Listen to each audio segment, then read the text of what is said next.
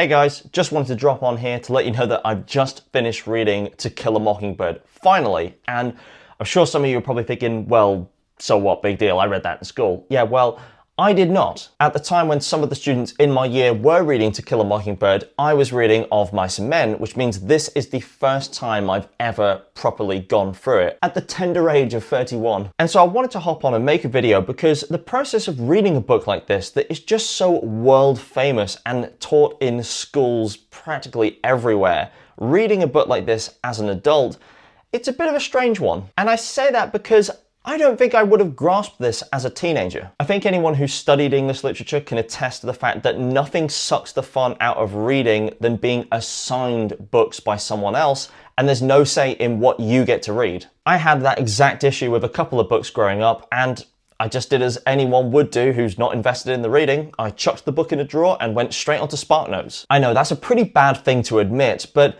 I just wasn't into reading growing up, and it wasn't until years later that I finally got into reading for pleasure. And because I chose to read To Kill a Mockingbird in my own time, I was in no particular rush and I was able to properly digest what the book was trying to say. Because the trial of Tom Robinson is the focal point of the book, I think the implications of everything that goes on there can be understood by readers of any age. But I get the feeling that it's all the other stuff in the book that would have just gone completely over my head as a teenager. The fact that we witnessed the loss of innocence of Jem and Scout in real time, the fact that society just wasn't equipped to help people like Boo Radley, and even the morphine addiction storyline of Mrs. DeBose. There's just a lot in this book, and if you read it as a teenager and felt that you understood it fairly well, then fair play to you, but I guarantee that you'll probably unearth a lot more if you reread it as an adult. Plus, there's no denying that in a modern context, there are parts of To Kill a Mockingbird that are really tough to read. And the discussion about the white savior narrative in film usually starts with Gregory Peck's depiction of Atticus Finch in the film adaptation. And I think if the book were written today, Calpurnia would play a far greater role in the story. She's a fascinating character and the guiding maternal figure for both Jem and Scout. The scene where Calpurnia takes Jem and Scout to a black church is one of the most fascinating parts of the book, particularly in how it depicts a sense of community amongst African Americans against the backdrop of a highly racist society. It's all far more compelling than Aunt Alexandra's tea parties, but with this modern perspective, we can at least appreciate To Kill a Mockingbird for what it is, and use it as a source of inspiration to tell new stories that don't feature within its pages. And just so you don't think I'm being too down on the book, I absolutely loved reading it. The trial sequence is easily one of the most vivid scenes I've ever come across in a book. The narrator keeps jumping between Atticus, the judge, the defendant, the jury, the audience, never without you feeling like you're losing place or understanding of what's going on. And that's all while managing to bring up the atmosphere in the room, not just in the tension, but in the weather and the temperature. It's just a phenomenal masterclass of writing. So I'm going to end this video with a request and a question. For the request, if you read To Kill a Mockingbird as a teenager, then